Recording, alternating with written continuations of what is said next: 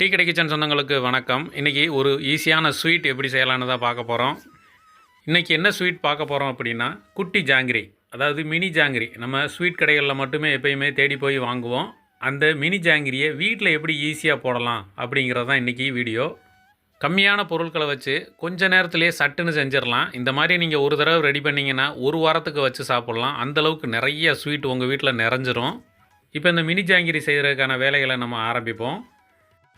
இப்போது இந்த மினி ஜாங்கிரி பண்ணுறதுக்கு முதலாவதாக ஒரு பாகு காய்ச்சி எடுத்து வச்சுருவோம். அடுப்பில் ஒரு பாத்திரத்தை வச்சுட்டு இதில் 1/2 கிலோ அளவுக்கு சீனி சேர்த்துருக்குறோம். மெஷர்மெண்ட் கப்பில் 2 கப்பு இருக்கும். சீனி சேர்த்துட்டு இதுக்கு தேவையான தண்ணி சேர்க்க போகிறோம். தண்ணியோட அளவு பார்த்திங்கன்னா ஒரு 200 ml சேர்த்தாலே போதுமானது. இப்போ ஒரு கரண்டியை வச்சு இந்த சீனி எல்லாத்தையும் நல்லா கரைச்சி விட்டுறலாம். சீனி நல்லா கரைஞ்சி வரட்டும். இப்போ நமக்கு சீனியெல்லாம் கரைஞ்சி பாகு கொதிக்க ஆரம்பிச்சிருச்சு. அடுப்பு பார்த்திங்கன்னா மீடியம் ஃப்ளேமில் தான் இருக்குது. இப்போது இந்த பாகுக்கான பதம் பார்த்திங்கன்னா லேசான பிசுபிசுப்பு பதம் வந்தாலே போதுமானது. இன்னொரு 2-3 நிமிஷம் நல்லா கொதிக்கட்டும். இப்போது சீனி கரைஞ்சி பாகு கொதிக்க ஆரம்பித்து ஒரு 4 நிமிஷம் ஆச்சு. இப்போ பார்த்திங்கன்னா கரெக்டாக நமக்கு அந்த லேசான ஒரு பிசுபிசுப்பு பதம் கைக்கு வந்திருக்குது. இந்தளவுக்கு வந்தாலே போதுமானது.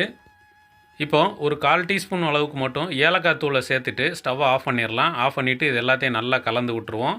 அந்த ஏலக்காய் தூளெல்லாம் அந்த சூடான பாகில் நல்லா வெந்து அந்த ஃப்ளேவரெல்லாம் சூப்பராக நமக்கு இறங்கிடும், நல்லாயிருக்கும்.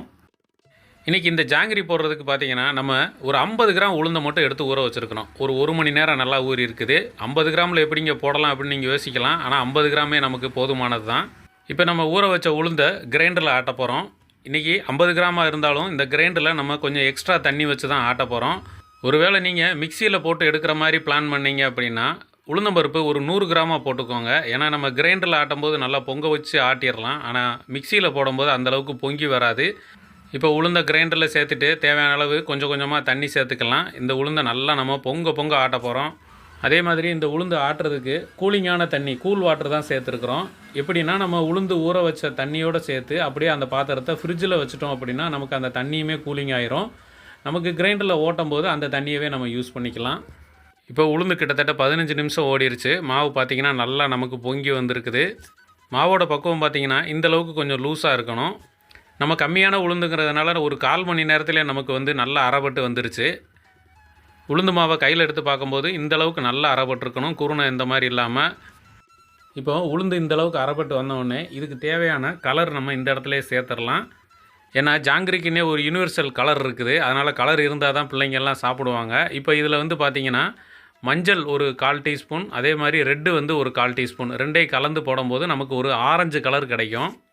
இந்த கலர் பார்த்திங்கன்னா முற்றிலும் ஆப்ஷன் தான். உங்களுக்கு விருப்பம் இருந்தால் சேர்த்துக்கோங்க, இல்லைனா நீங்கள் அப்படியே ஒயிட்டாக கூட போட்டுக்கலாம். ஆனால் சின்ன குழந்தைங்க கண்டிப்பாக கலர் இருந்தால் தான் சாப்பிடுவாங்க. இப்போ இந்த கலர் பொடியை நம்ம இதிலேயே சேர்த்துட்டோம் அப்படின்னாலே நமக்கு கலர் நல்லா ஒன்று போல் கிடச்சிரும். அந்த மாவு எல்லாமே ஒன்று போல் கலந்து வந்துடும். இப்போ கலர் பொடி சேர்த்துட்டு ஒரு 2 நிமிஷம் மட்டும் நல்லா ஓட விட்டுறலாம். ஓட விட்டுட்டு இப்போ மாவெல்லாம் நம்ம வெளியில் அள்ளி எடுத்துடலாம். பாருங்கள், அப்படியே லேசாக உருகி வர ஒரு ஐஸ்கிரீம் மாதிரி இருக்கும் இந்த மாவு. இந்த பக்குவத்தில் இருந்தாலே போதுமானது. இந்தளவுக்கு நம்ம ஆட்டி இதை வெளியே எடுத்துடலாம். இப்போ நீங்கள் மிக்சியில் அரைக்கிறதா இருந்தாலும் இந்தளவுக்கு பக்குவமாக அரைச்சிக்கோங்க. நம்ம கிரைண்டரில் அரைச்சதுனால 50 கிராம் போட்டிருக்கிறோம். நம்ம ஏற்கனவே சொன்ன மாதிரி நீங்கள் மிக்சியில் போட்டிங்கன்னா 100 கிராம் உளுந்து போட்டுக்கோங்க. இப்போ மாவை தோண்டி ஒரு பாத்திரத்தில் எடுத்து வச்சுட்டோம். இப்போ அடுத்ததாக இதில் நம்ம என்ன சேர்க்க போகிறோம்னா கார்ன்ஃப்ளவர் சேர்க்க போகிறோம். கார்ன்ஃப்ளவர் மெஷர்மெண்ட் கப்பில் 1 கப் அளவு. இதோட வெயிட்டு பார்த்திங்கன்னா 150 கிராம் தான் இருக்கும். மாவு நிறையா தெரியும், பட் ஆனால் வெயிட்டில் பார்த்திங்கன்னா 150 கிராம் தான் இருக்கும். இப்போ கார்ன்ஃப்ளவரை சேர்த்துட்டு இதை நல்லா கலந்து விட்டுறலாம். சின்ன சின்ன கட்டிகள் எதுவும் இல்லாத அளவுக்கு ஒன்று போல் நல்லா ஒரு பேஸ்ட் பதத்துக்கு கரைச்சிக்கலாம். இதை நிறைய பேர் இந்த இடத்துல அரிசி மாவு சேர்த்து பண்ணுவாங்க முறுமுறுப்புக்காக. ஆனால் நமக்கு இந்த கார்ன்ஃப்ளவரே பார்த்திங்கன்னா ரொம்ப சூப்பரான முறுமுறுப்பு எடுத்து கொடுத்துரும். இப்போது சின்ன சின்ன கட்டிகள் எதுவும் இல்லாத அளவுக்கு சூப்பராக கலந்தாச்சு. இப்போ அடுத்ததாக நம்ம இதுக்கு தேவையான உப்பு லைட்டாக சேர்க்க போகிறோம். இனிப்புங்கிறதுனால இதிலேயே நம்ம உப்பு சேர்த்து விட்டுறலாம். இப்போ உப்பு ஒரே ஒரு பிஞ்ச் அளவுக்கு மட்டும் சேர்த்துக்குருவோம். சேர்த்துட்டு மறுபடியும் நல்லா கலந்து விட்டுறலாம். அந்த உப்பு மாவோட நல்லா கலந்து வரட்டும். இப்போ நமக்கு ஜாங்கிரிக்கான மாவு சூப்பராக ரெடி ஆயிடுச்சு. அடுத்து இதை எப்படி ஜாங்கிரியாக போட்டு எடுக்கலான்னு பார்ப்போம். அடுத்ததாக இப்போ நம்ம வீட்டில் இருக்கிற பாலித்தீன் கவர் இந்த மாதிரி ஏதாவது ஒன்று இருந்தால் எடுத்துக்கிடுவோம். கடைகளில் பைப்பிங் பேக்னே கிடைக்கும், அது இருந்தாலும் நீங்கள் யூஸ் பண்ணிக்கலாம்.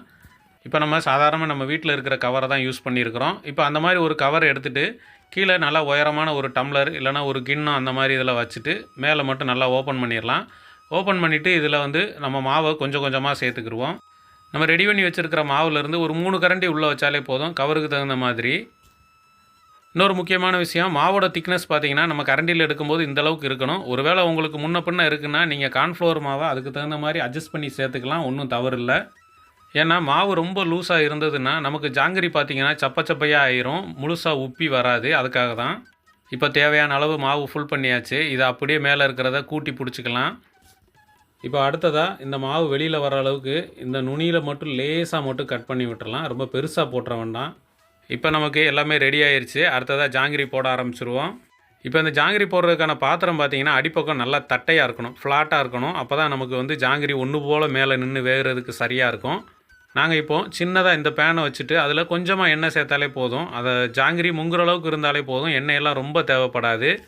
அதே மாதிரி இனிப்புங்கிறதுனால நம்ம இதுக்கு ஃப்ரெஷ்ஷான எண்ணெய் சேர்த்து தான் பண்ணணும். அப்போ தான் நல்லாயிருக்கும். இப்போது எண்ணெயோட சூடு மீடியமுக்கும் கொஞ்சம் கம்மியாக வச்சுட்டு இப்போ நம்ம சுற்ற ஆரம்பிச்சிடலாம். மெதுவாக அப்படியே ரவுண்டாக சுற்றி விளாடலாம். இந்த ஜாங்கிரி சுற்றும் போது தான் ஒரு சிலருக்கு பார்த்தீங்கன்னா, அப்படியே சுற்றுனது எல்லாமே பிரிஞ்சு பிரிஞ்சு தனித்தனியாக அப்படியே போய்கிட்டு இருக்கும். அதுக்கு பார்த்தீங்கன்னா ஒரு சின்ன டிப்ஸ் தான் நீங்கள் மைண்டில் வச்சுக்கோங்க. நம்ம ஒவ்வொரு சுற்றும் போது ஏற்கனவே சுற்றின சுற்றில் லைட்டாக டச் பண்ணுற அளவுக்கு நம்ம அதை கனெக்ட் பண்ணி விட்டுட்டோம் அப்படின்னாலே நமக்கு அது பிரிஞ்சு போகாது. அப்படியே எல்லாமே ஒன்று சேர்ந்து வர்ற மாதிரி வரும். இது ஆல்ரெடி சுற்றி இருக்கிறவங்களுக்கு ரொம்ப ஈஸியானது தான். ஆனால் பிகினர்ஸாக இருந்தீங்க அப்படின்னா நீங்கள் இந்த ஒரு டிப்ஸை ஃபாலோ பண்ணிக்கோங்க. உங்களுக்கு ரொம்ப ரொம்ப ஈஸியாக இருக்கும். இப்போ எண்ணெயோட அளவுக்கு தகுந்த மாதிரி சுற்றியாச்சு. இது அப்படியே ஒரு நிமிஷம் மட்டும் நல்லா வேகட்டும். இப்போ ஒரு நிமிஷம் ஆன உடனே ஒரு பக்கமாக நல்லா வெந்திருக்கும். அப்படியே முதல்ல சுற்றுனதுலேருந்து ஒன்று ஒன்றா புரட்டி விட்டுறலாம். இந்த மாதிரி கம்பி இல்லைனா குச்சி எதாவது இருந்தால் வச்சு மெதுவாக அப்படியே திருப்பி விட்டுருவோம். இந்த ஜாங்கிரி சுற்றும் போது பார்த்திங்கன்னா, நமக்கு எண்ணெயோட சூடு ரொம்ப லோவாக இருந்தாலும் அந்த ஜாங்கிரி பார்த்திங்கன்னா உப்பி வராது. அப்படியே மாவெல்லாம் சப்பிரும். அதனால் சூடை கரெக்டாக வச்சுக்கிட்டு போடுங்க. ஒரு 2 இது சுற்றி பாருங்கள். ரொம்ப சப்புற மாதிரி இருந்தது அப்படின்னா அதை எடுத்துகிட்டு சூடை கரெக்டாக மெயின்டைன் பண்ணிவிட்டு திரும்ப ஒரு தடவை போடுங்க. கரெக்டாக வந்துடும். இப்போது எல்லாத்தையும் புரட்டி விட்டாச்சு. இது எல்லாமே நல்லா பொரிஞ்சு வரட்டும்.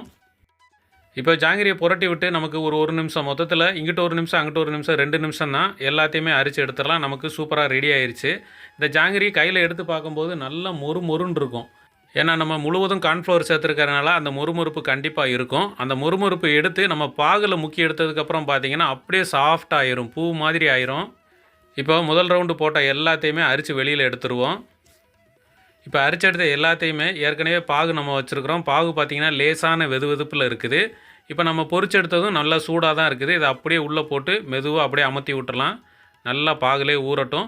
இப்போ இதை பாகில் ஊற வச்சுட்டு அப்படியே 2வது ரவுண்டுக்கு நம்ம வந்து ஜாங்கிரியை சுற்ற ஆரம்பிச்சிடலாம். இது ஊறுறதுக்கும் அது வெந்து வர்றதுக்கும் சரியாக இருக்கும்.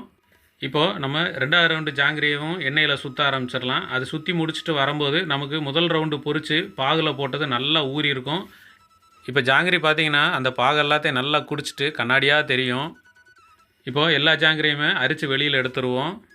இதே மாதிரி மீதம் இருக்கிற எல்லாத்தையுமே நம்ம ஜாங்கிரியாக போட்டு எடுத்துடலாம். இப்போ நம்ம போட்ட அளவுக்கு பார்த்திங்கன்னா மொத்தமாக நமக்கு கிட்டத்தட்ட 1 கிலோ அளவுக்கு வந்து ஜாங்கிரி கிடச்சிது. நீங்கள் வீட்டில் பண்ணும்போது இதை விட கம்மியாக பண்ண முடியாது. ஏன்னா இப்போயே நம்ம 50 கிராம் உளுந்தை வச்சு தான் போட்டிருக்கிறோம். அதுக்கே பார்த்திங்கன்னா நமக்கு இவ்வளோ ஜாங்கிரி கிடச்சிருக்குது. அதனால் நீங்கள் தாராளமாக இந்த அளவுக்கு போட்டு நீங்களும் சாப்பிட்டுட்டு உங்கள் சொந்த பந்தம் எல்லாருக்குமே நல்ல ஒரு ஸ்வீட்டை கொடுத்துட்டு சந்தோஷமாக இருங்க. நம்ம அடுத்த வீடியோவில் சந்திக்கலாம். நன்றி, வணக்கம்.